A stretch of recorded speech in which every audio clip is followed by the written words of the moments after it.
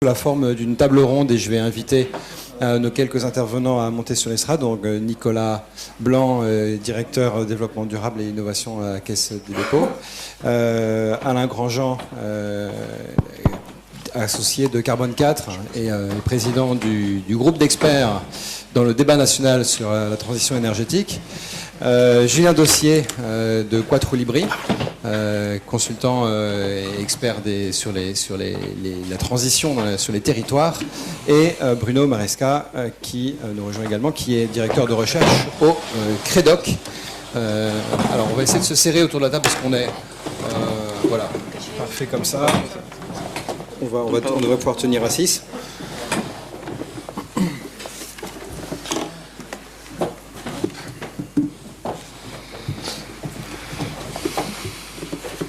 Voilà, donc on a, merci, on a les intervenants. Et donc, je vais proposer à Bruno de démarrer. Est-ce que le micro marche ici? Oui, il est branché. Est-ce que ça marche comme ça? Voilà, c'est parfait. Et donc, vous allez nous réagir à la présentation qui a été faite par Hélène. Et puis nous donner également votre vision, puisqu'au CREDOC, vous étudiez le mode de vie des Français, les habitudes de consommation, et vous allez nous dire un petit peu qu'est-ce qu'on observe aujourd'hui en termes de comportement vers la transition. Est-ce qu'on observe des choses? Est-ce qu'il y a des choses qui coincent? Et puis surtout, à votre avis, quels sont les leviers sur lesquels il va falloir jouer au niveau de ce qui se passe du côté des consommateurs? Bonsoir à tous, merci de m'avoir invité. Là, la question, elle est extrêmement vaste. Je vais commencer peut-être par réagir à ce qui a été présenté, qui est très stimulant. Il y a eu au départ quelque chose qui disait l'opinion des Français autour de ces questions, c'est un ventre mou. Et ça, je pense que c'est un point important, c'est un bon point de départ. Il y a peut-être quelque chose qu'il faut tout de suite mesurer, c'est que l'idée de transition n'est pas particulièrement passée dans les foyers et elle n'est pas forcément très présente aujourd'hui dans les consciences. Et en particulier, quand on parle de l'énergie, il faut ne pas oublier que l'énergie, on ne sait pas ce que c'est, on ne la voit pas, et donc les Français ne la consomment pas. Il n'y a que les pauvres qui consomment de l'énergie, c'est ceux qui vont acheter des bouteilles de but à gaz dans les supermarchés. Les autres, ils ouvrent des robinets, ils ne savent pas exactement ce qui circule. Mais l'énergie, ça n'est pas quelque chose qui est palpable. Et c'est très différent de ce point de vue-là de l'eau, par exemple. Et l'eau, la consommation de l'eau, véhicule beaucoup plus facilement la notion de l'attention apportée aux économies, au non-gaspillage de la ressource, etc. Donc ça, c'est un peu un premier point de départ. Un second point de départ, c'est que on en appelle très très fréquemment, et même quasi systématiquement, au changement des comportements individuels. Bon. Et là, je pense qu'il est assez important. Alors, ce ventre mou dont on parlait tout à l'heure, c'est, par exemple, quand on fait les études de sensibilité des Français à toutes ces questions autour de la consommation, autour des problèmes environnementaux, on se rend compte qu'il y a unanimité pour considérer que les questions environnementales sont fondamentales et mobilisent les citoyens et qu'ils sont prêts à faire quelque chose. Sauf qu'ils sont effectivement prêts à faire quelque chose et il y a eu une fortune que vous connaissez très bien de ce qu'on appelle aujourd'hui les éco-gestes. Mais en réalité, ces éco-gestes sont une mobilisation extrêmement limitée et c'est pas elle qui est en mesure de faire un changement aussi puissant que ce que appelle la transition énergétique ou la transition écologique d'ailleurs. Alors ça veut dire que dans l'analyse qu'on peut faire, il faut remonter à une notion beaucoup plus structurelle qui est la question du mode de vie. En réalité, la transition, c'est quand même quelque chose qui appelle un changement de système. Et ce changement de système, il ne peut advenir que s'il y a une mutation ou des mutations, des transformations profondes dans les modes de vie.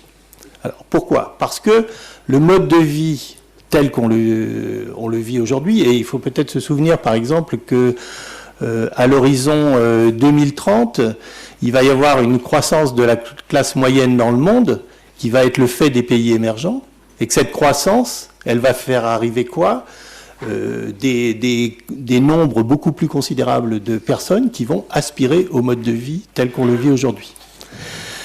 Donc il y a bien un enjeu assez fondamental autour de cette question du mode de vie. On a cité là dans l'exposé l'exemple du tri des déchets.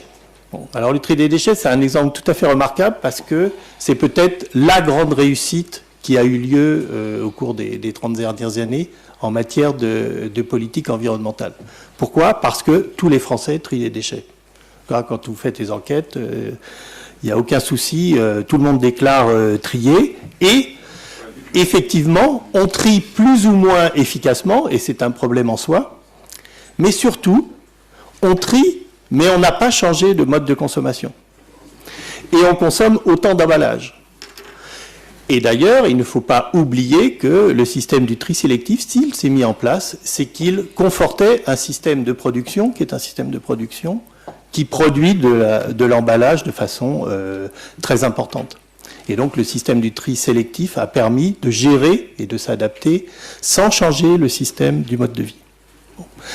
Dans le domaine de l'énergie, on est exactement sur les mêmes questions. C'est-à-dire que tant qu'il n'y a pas de... Vous prenez par exemple la consommation d'énergie dans les logements. On peut considérer qu'aujourd'hui, il y a une demande sociale assez importante d'essayer de maîtriser sa consommation d'énergie.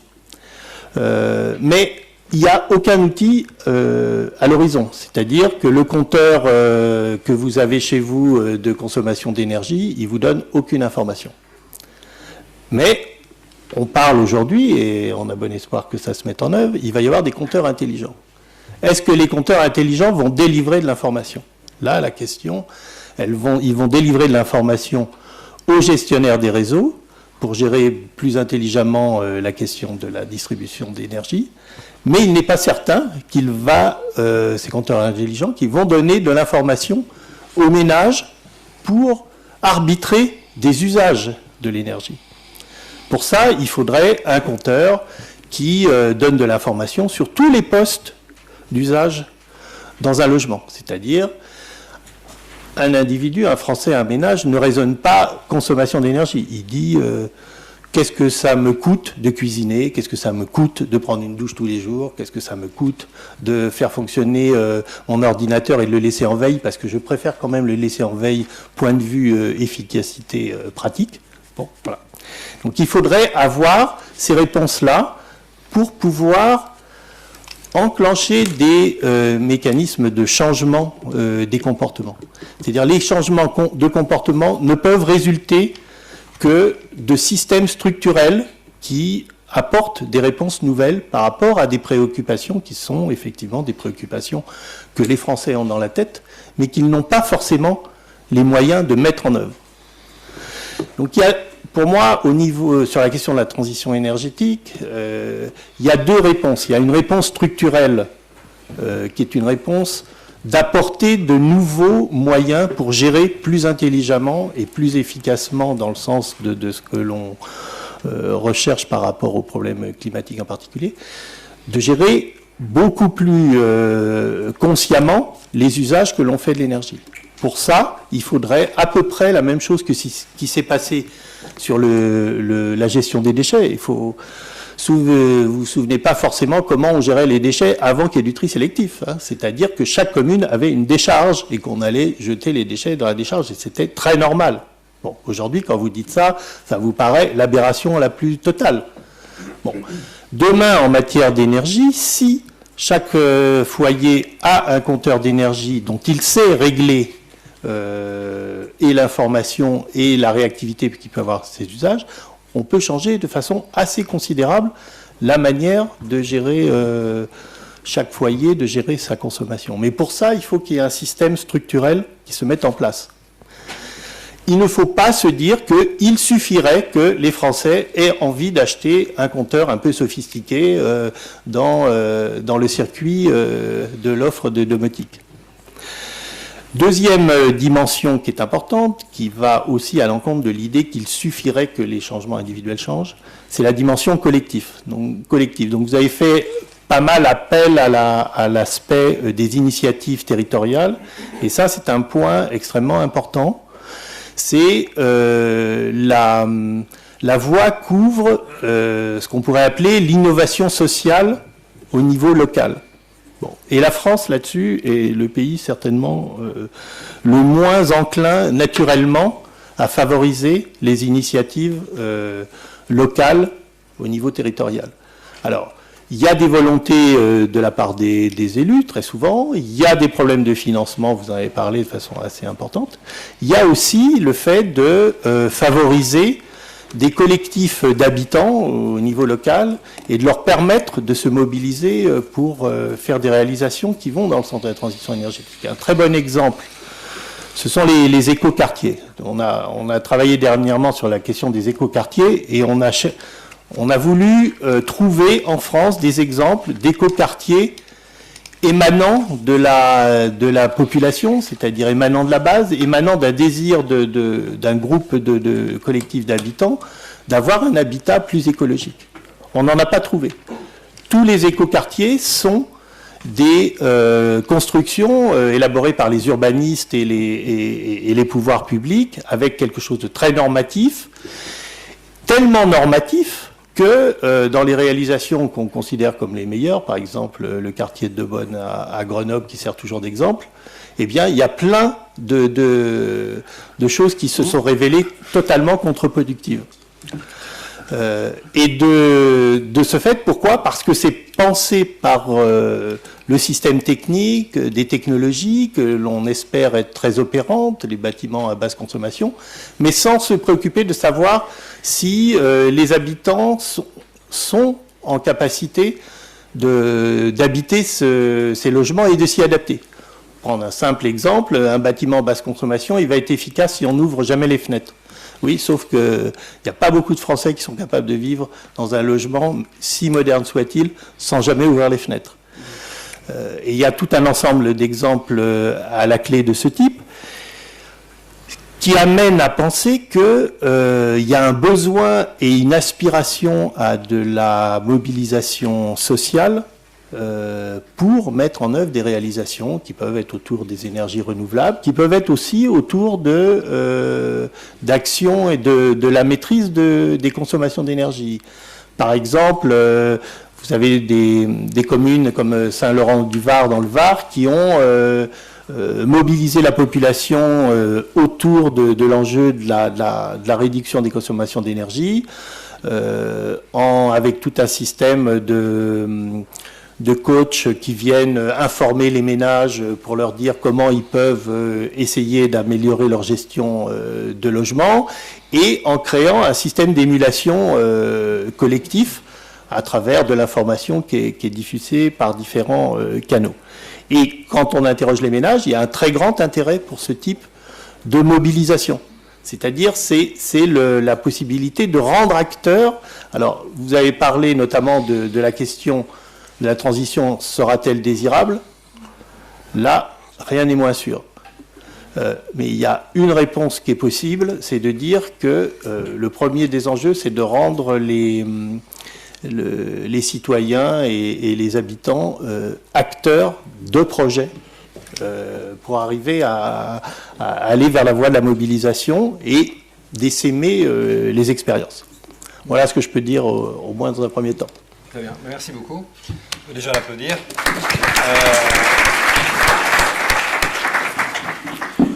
Julien Dossier va prendre la suite. Donc Julien, toi, tu as travaillé il y a quelque temps, je crois, sur un projet de recherche, on va appeler ça comme ça, le bêta-programme, à la demande de l'ADEME, c'est ça, dont tu as tiré quelques enseignements intéressants dont tu nous feras peut-être part.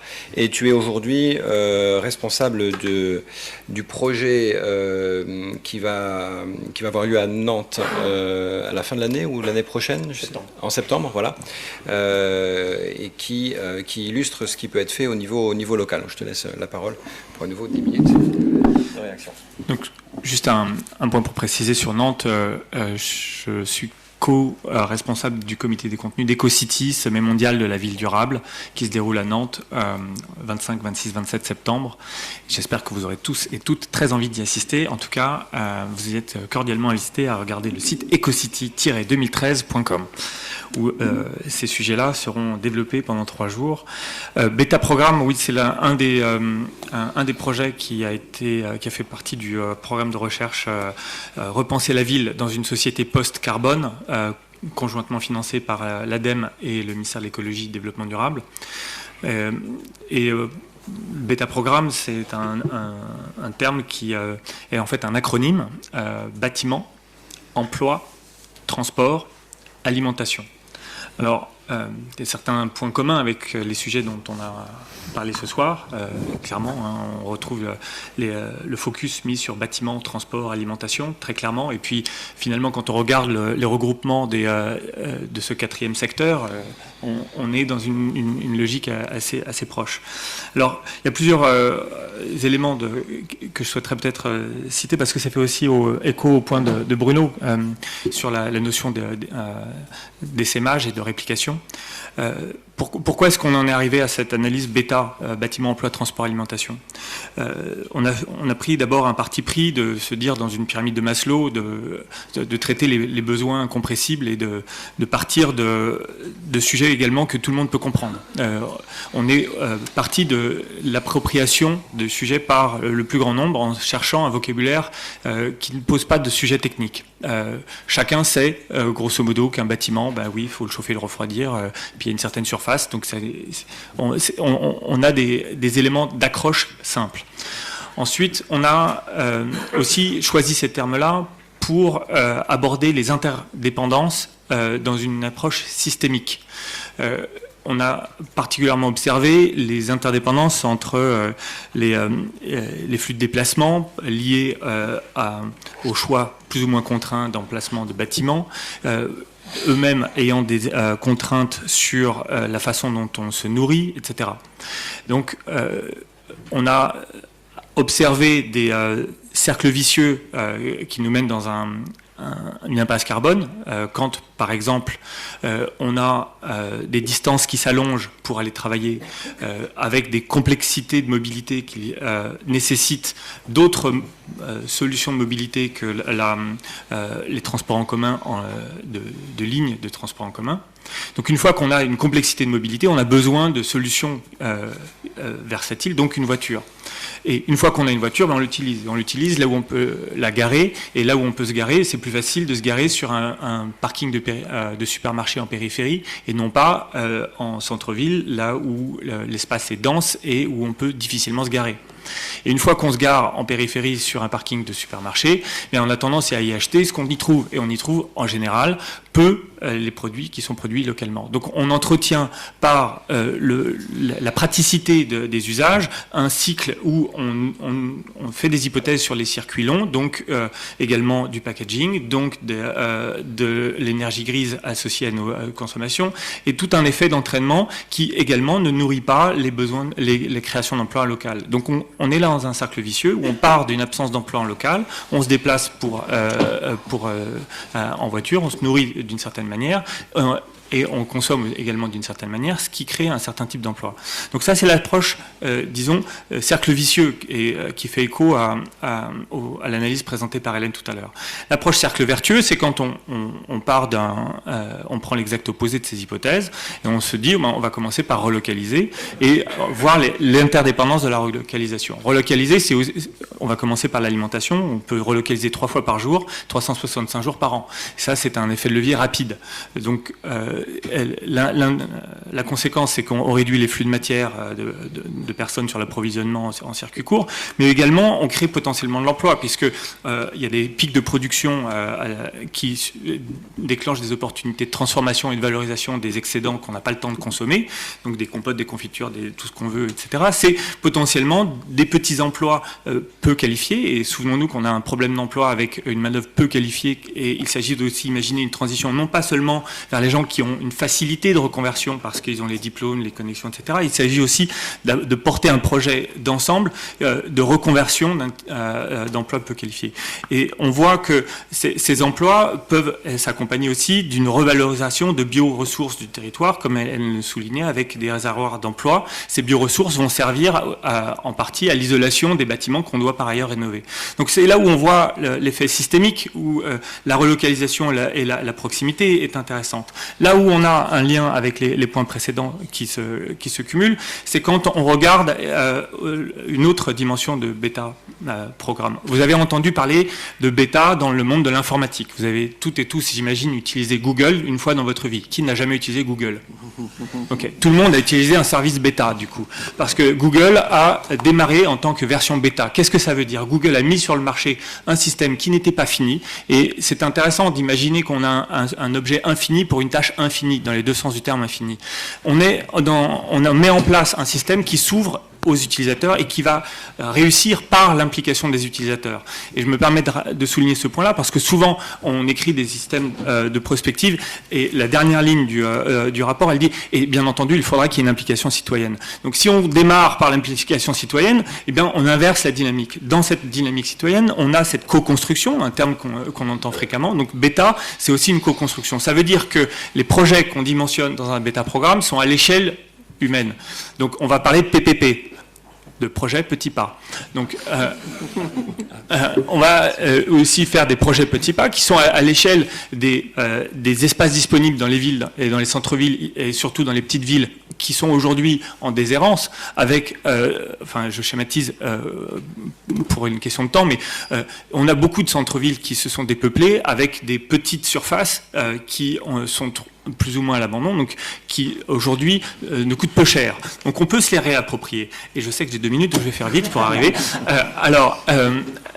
Ça nous amène sur cette dimension de l'appropriation, de la co-construction, d'une approche où on démarre un projet qui n'est pas fini, mais justement le fait qu'il ne soit pas fini est intéressant puisque ça veut dire que c'est un chantier. Comme c'est un chantier, on va pouvoir créer des emplois. Comme on veut créer des emplois, eh bien, on va avoir une dynamique qui va se nourrir, s'amplifier. Au fur et à mesure que les premières têtes de pont auront émergé, on peut agréger des acteurs économiques de plus en plus nombreux autour de ces premières têtes de pont et de proche en proche avoir un impact de plus en plus large. J'en viens au point de Bruno qui était la réplication et l'essaimage. C'est aussi une approche qui fait écho à une analyse économique cette fois-ci. Vous avez sans doute suivi les travaux de O'Reilly sur la longue traîne, en anglais le long tail. Donc c'est une analyse économique de la profitabilité des ventes sur les e-tailers, donc notamment Amazon et eBay, qui n'ont pas de contraintes physiques de stockage de leur stock. Ce qui fait que, je schématise, le coût marginal de la vente d'un CD, quel que soit ce qui est imprimé sur le CD, est le même pour Amazon ou eBay. Ce qui fait qu'ils peuvent avoir un catalogue qui a des millions d'entrées. Certains de ces titres au catalogue vont se vendre à 2 ou 3 exemplaires. Et du point de vue de la marge, c'est très intéressant pour ces e-tailers, puisqu'ils vont avoir très peu de coûts associés à la vente de ces titres. Ce qui fait qu'il y a 2 business models qui se juxtaposent dans la vente de ces biens-là.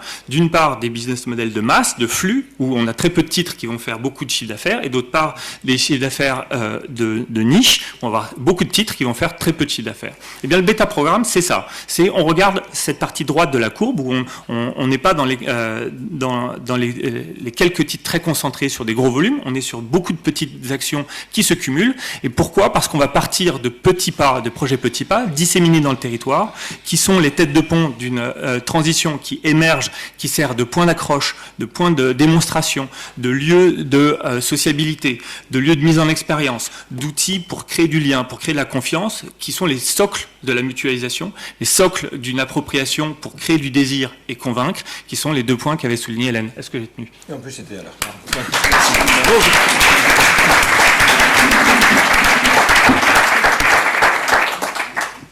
Bon alors, Alain, tu es...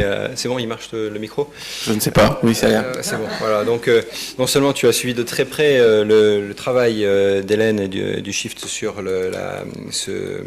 cette cartographie de la transition carbone, mais tu es également là parce que aujourd'hui tu es le président du comité des experts sur du débat national sur la transition énergétique. Et donc, on voulait avoir ton avis sur à la fois une réaction par rapport à la présentation d'Hélène, mais également un éclairage du côté du débat national et de la façon dont aujourd'hui on est en train de prendre, de s'atteler à dessiner cette transition carbone au niveau national via ce débat. Voilà. Je vais être extrêmement... pardon ? Je te laisse 10 minutes. Oh, t'es trop.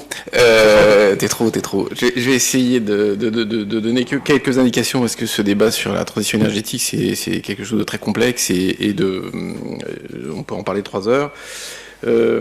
D'abord, ce que je vois bien, moi, c'est que quand on est dans une période de transition, c'est celle qu'on vit actuellement. Moi, je trouve qu'on est un peu comme dans la période de métamorphose entre la chenille et le papillon. Il y a une phase liquide, un peu. Bon. Et donc, on a le sentiment en permanence d'être dans des grands écarts, des contradictions, des oxymores, des difficultés. Alors, on reprochait beaucoup au terme de développement durable d'être complètement oxymoron. Enfin, on dit une chose et son contraire. Transition, je trouve au moins ça désigne ce que ça désigne. On est dans une phase très compliquée où c'est tout et son contraire. Donc, à l'évidence, on se dit, quand on regarde les choses de Sirius, les enjeux planétaires du changement climatique sont colossaux. Et en même temps, pouf, de l'autre côté, il faut qu'on mobilise Madame Michu, parce que si Madame Michu elle n'est pas acteur de sa propre transition, il se passe rien. Bon, donc ce qui était frappant je trouve dans la présentation d'Hélène, c'est qu'elle était sans arrêt dans ce grand écart entre la nécessité de mobilisation individuelle qui ne peut pas se décréter d'en haut et en même temps, vu d'en haut, des enjeux absolument colossaux, parce qu'on se dit aussi que s'il n'y a que 3 Madame Michu en France qui se bougent, c'est pas ça qui va réduire les émissions de gaz à effet de serre. Et d'ailleurs, c'est bien le propos sur les éco-gestes. On sait très bien qu'on est capable de faire 3 bricoles, mais on sait très bien que si on additionne 4 éco-gestes à 5 éco-gestes, ça fait jamais que 9 éco-gestes, ça fait jamais la réduction par 4 des émissions de gaz à effet de serre qu'il faut faire au niveau mondial. Donc ça je trouve que c'est frappant, et donc forcément, ça donne un drôle d'effet d'optique, je trouve, dans la présentation, de passer sans arrêt du ultra micro. Alors ça revient à small, non pas small is beautiful, mais think local et act, enfin think global et act local. En fait, on est là-dedans. Ça, c'était ma première remarque. Alors, ma deuxième remarque, c'est qu'on a la même sensation par rapport au débat sur la transition énergétique. Il y a des comités citoyens qui sont interviewés actuellement, et en gros, ce que dit Bruno Maresca, c'est exactement ce qu'il a ressenti. Pourquoi donc vous nous parlez de transition? C'est quoi au fait, hein, c'est quoi le sujet, quoi. Donc, et effectivement, l'immense majorité des citoyens ne connaissent pas leur facture électrique. Bon, s'ils sont chauffés au fioul, en général, ils connaissent le coût du remplissage de la cuve, mais c'est à peu près que ça qu'ils savent. Et donc, il y a une énorme distance, et donc c'est un pari considérable aujourd'hui, dans une période où il y a un peu d'autres sujets sur la table, que de trouver les moyens d'impliquer et d'engager les citoyens à réfléchir à ce sujet-là. Donc on dit beaucoup, il y a 20% des gens qui connaissent l'existence d'un débat sur l'énergie. Finalement, c'est pas si mal que ça dans ce contexte extrêmement difficile aujourd'hui. Aujourd'hui, pour vous en dire un mot, on est en phase où, au niveau national, il y a un Conseil national du débat sur la transition énergétique qui commence à produire un peu de contenu. Et donc, mon sentiment, c'est qu'on commencera à parler de ce sujet, si tout va bien, dans un mois ou deux, et on commencera à se foutre un peu sur la gueule, ce qui intéressera les médias. Parce que jusqu'à présent, on est beaucoup trop polis entre nous, donc ça intéresse absolument personne. Oui, c'est le meilleur pour la fin. Voilà, c'est ça, je pense. Donc on a encore un peu de temps avant que ça s'échauffe. Le troisième point que je vais dire dans une intervention super courte de 5 à 10 minutes, c'est que moi je pense qu'on est dans un autre énorme grand écart qui est le risque d'échec complet du projet européen. Bon, je vais quand même en parler 2 minutes et demie, parce que Hélène, elle a démarré par ça. Faut quand même jamais oublier qu'on est dans une crise épouvantable, je trouve, parce que c'est une crise de gouvernance européenne, c'est une crise qu'on vit nous en France de très grand doute vis-à-vis des élites politiques. C'est une crise morale, c'est aussi une crise de doute vis-à-vis des experts. Moi, je suis super tranquille. Je suis le président du groupe des experts. Mais pas du tout dans une commission où il va falloir qu'on sorte la vérité. On est juste modestement au service de gens qui vont penser la transition énergétique. Bon. Mais c'est bien le sujet d'aujourd'hui, c'est une crise du rapport à l'expertise.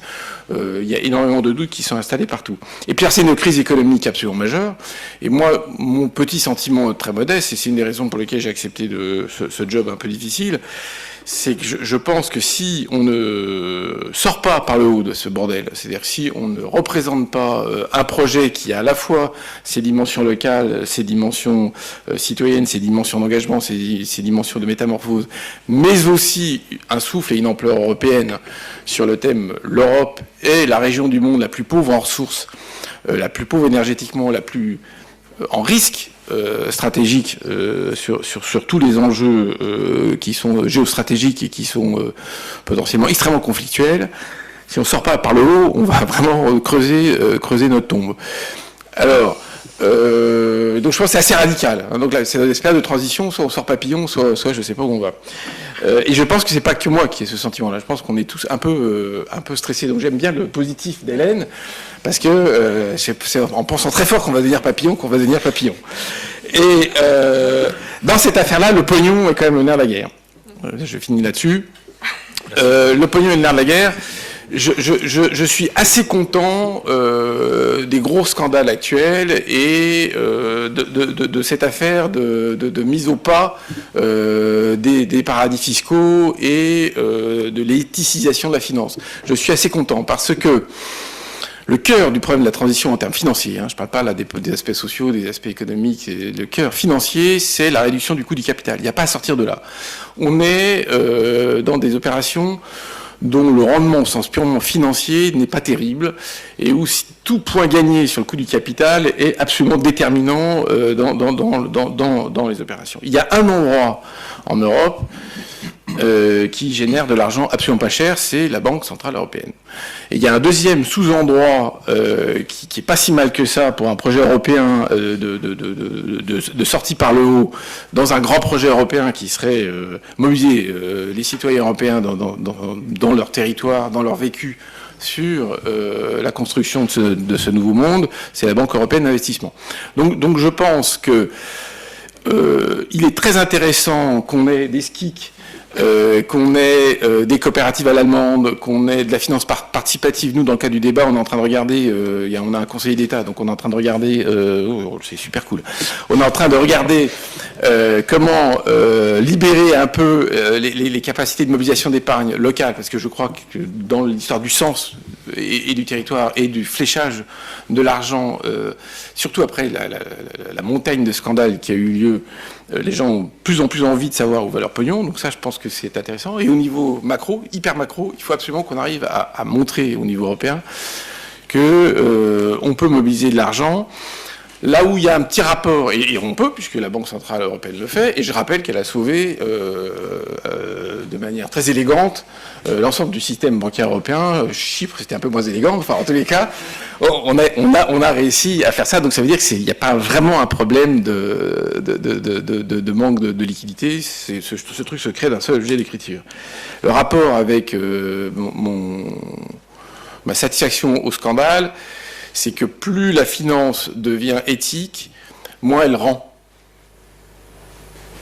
Donc moins son rendement est élevé. Les grosses opérations extrêmement spéculatives, extrêmement complexes et extrêmement créatives, elles ont un gros intérêt pour tout le monde, c'est qu'elles rapportent pas d'argent. Mais alors du coup, elles motivent et elles mobilisent tout le système financier mondial vers des opérations super rentables. Donc si on arrive à réduire la rentabilité de ces opérations-là par les contrôles qui sont en train de se faire au niveau des paradis fiscaux et puis en gros par une re-réglementation de la finance, si on met en avant la finance de long terme, dans la caisse ici est un pur représentant, je pense qu'on va réussir à retrouver des schémas financiers un peu normaux, de l'argent qui finance la vraie économie, pour la dire, est extrêmement simple.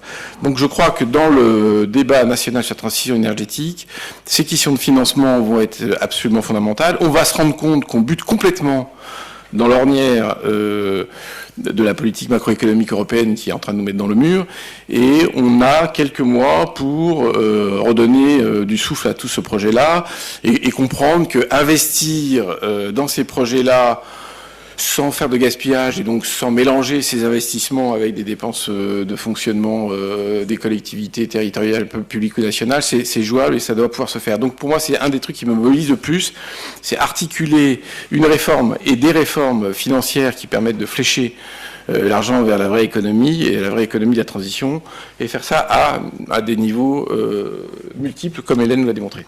Super. Merci beaucoup.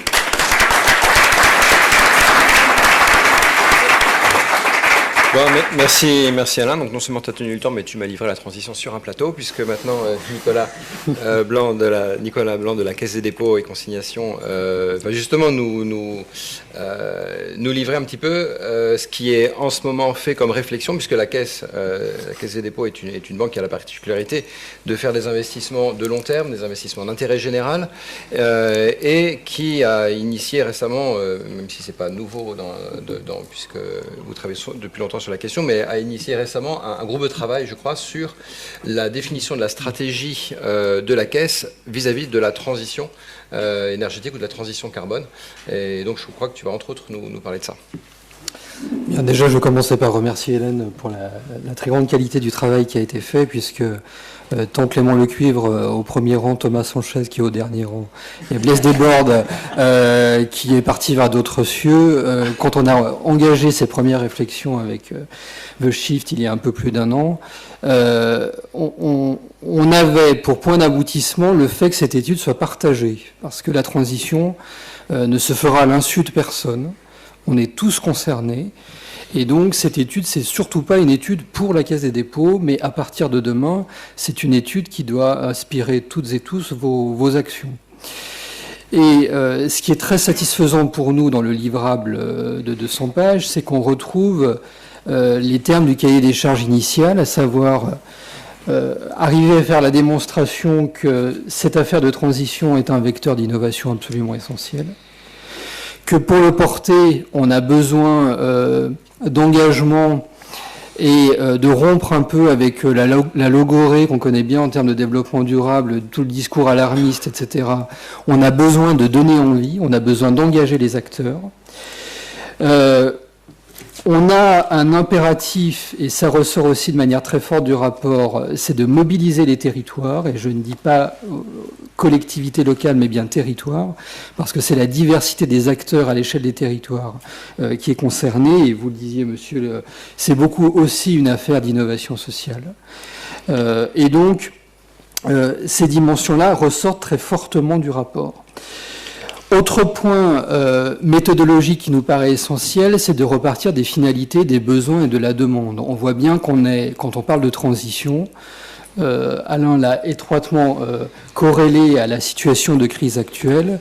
Ce n'est pas le modèle d'économie standard récursif par l'offre qui va être nécessaire et suffisant pour trouver les voies d'innovation nécessaires.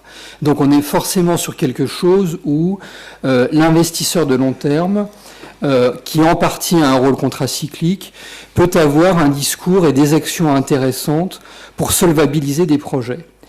Et finalement, ce qui nous manque beaucoup dans cette affaire, c'est arriver à construire le discours de la rationalité économique. On a beaucoup d'apports scientifiques sur le sujet.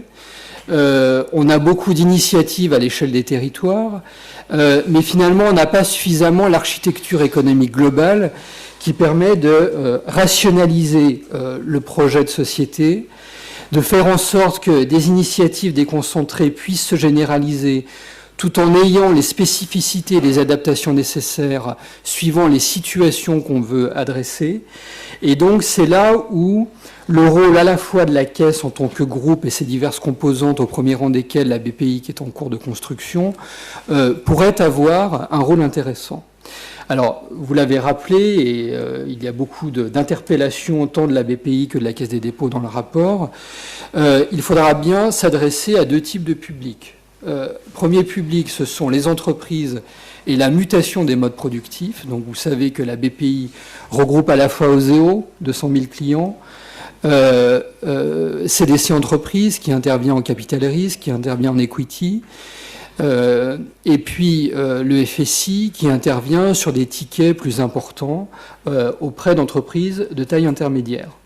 Donc là, on a le sujet de la mutation des modes productifs des entreprises.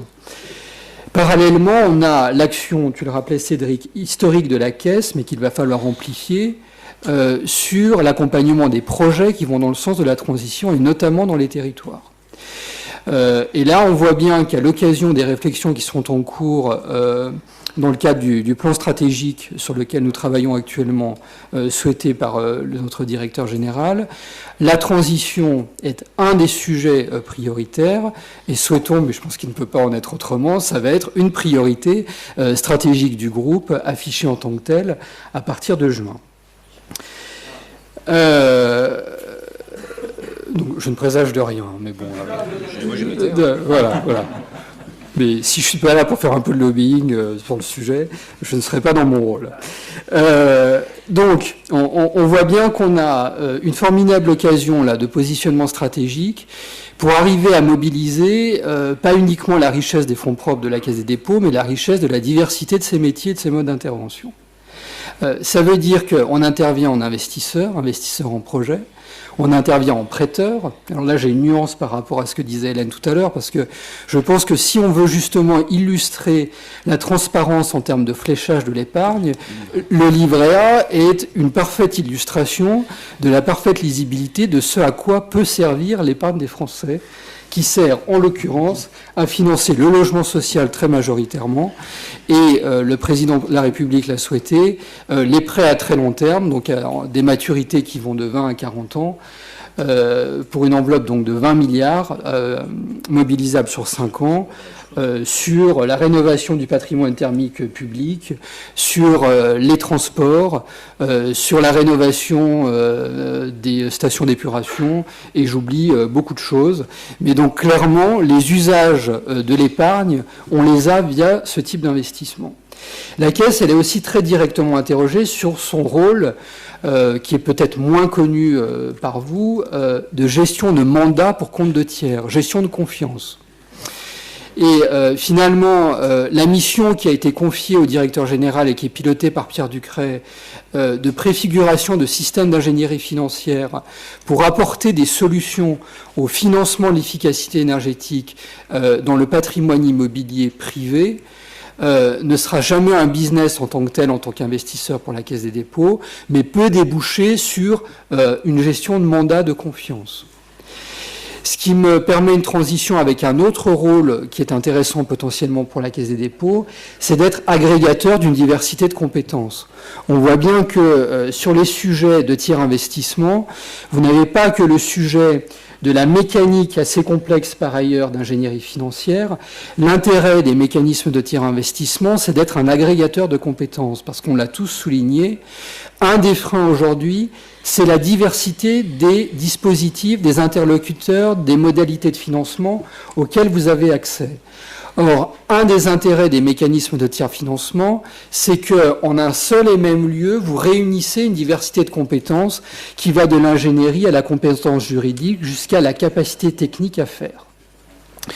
Donc, on voit bien qu'on est, en théorie, très idéalement positionné pour apporter des réponses opérationnelles, et souhaitons encore une fois que les axes de réflexion qui sont les nôtres actuellement, qui vont évidemment de l'efficacité énergétique en passant par les énergies renouvelables, mais aussi les modes de développement endogène, la ville et les territoires de demain qui doivent aller au-delà des initiatives éco-quartiers et éco-cités que nous gérons dans le cadre du programme des investissements d'avenir, pour aller vers des logiques d'expérimentation plus larges à l'échelle des territoires. Donc l'ensemble de ces dispositifs d'intervention possibles seront mobilisés pour une intervention renouvelée, plus ambitieuse du groupe Caisse des dépôts au service de la transition, parce que finalement on voit bien que l'enjeu, il est aujourd'hui d'arriver à généraliser. On a beaucoup de bonnes pratiques et en matière de développement durable, on a beaucoup discouru ces dernières années sur identifier les bonnes pratiques, et face à cela on a des ambitions, qu'elles soient internationales, Kyoto, européenne, paquet énergie-climat, française, le Grenelle hier, la transition, la loi programme sur l'énergie demain, les SCRAE, les PCET dans les territoires. Donc, Les micro-exemples existent, l'ambition stratégique politique, elle est là.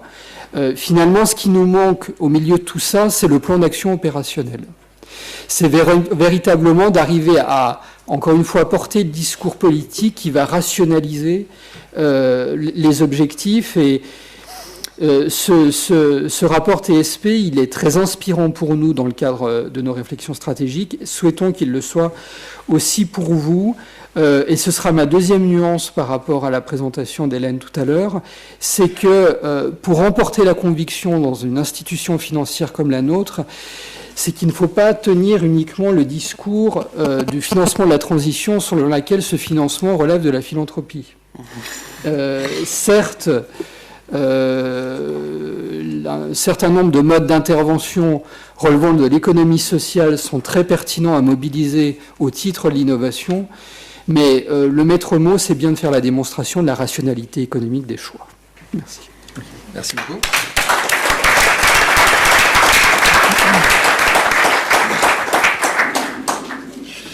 Alors, étant donné qu'on a... Alors, Hélène, est-ce que tu voulais peut-être répondre sur... non sur... Okay. Donc, tu as juste accepté la remarque de Nicolas sur le livre. Oui. Non, je pense que si je reviens sur la rationalité économique des choix, c'est rentabilité faible à prix des énergies actuelles. Donc on a réellement une question qu'on a rappelée dans les recommandations de l'étude, c'est que l'existence d'un signal prix carbone prévisible, visible et progressivement croissant est de nature à aider à rationaliser cet aspect-là. Voilà. Bon, oui, sur la rentabilité, on a un problème entre la rentabilité d'un projet en tant que tel, qui s'adresse à un acteur privé et qui ne tient pas en compte des externalités négatives, et la rentabilité au sens de la collectivité qui, elle, doit intégrer les bénéfices en création d'emplois, en balance commerciale et les effets négatifs. C'est ça qui est compliqué à gérer. C'est compliqué à gérer. Enfin, sans revenir sur l'idée des taxes carbone, c'était quand même celle-là aussi, c'était de donner un signal prix visible et prévisible. Pour rendre rentables ces projets. Très bien. Donc merci à tous les intervenants. Je vais, vu l'heure qu'il est et qu'on est censé finir dans 10 minutes, je vous rassure, on va prendre un petit peu plus de temps que ça. Je vais laisser la parole à la salle. On va commencer par prendre plusieurs questions. Et puis ensuite, en fonction des questions, je laisserai chacun des intervenants répondre à celle qui l'intéresse. Alors on a un micro ici, il y en a peut-être encore d'autres par là. Donc j'ai un monsieur là qui a levé la main en